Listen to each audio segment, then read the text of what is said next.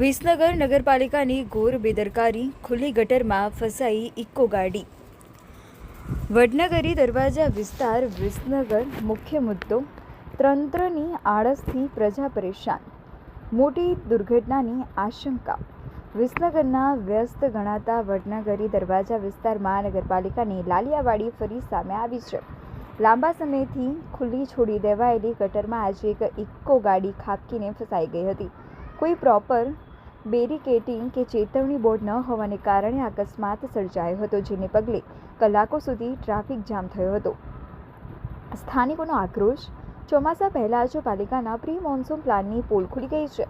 રહીશોનો આક્ષેપ છે કે વારંવારની રજૂઆતો છતાં તંત્ર કુંભકર્ણની નિંદ્રામાં છે. રાત્રિના સમયે આ ખુલ્લી ગટર કોઈનો જીવ પણ લઈ શકે છે.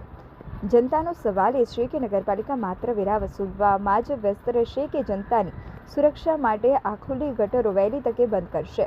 જો ભવિષ્યમાં કોઈ મોટી દુર્ઘટના થશે તો એનો જવાબદાર કોણ?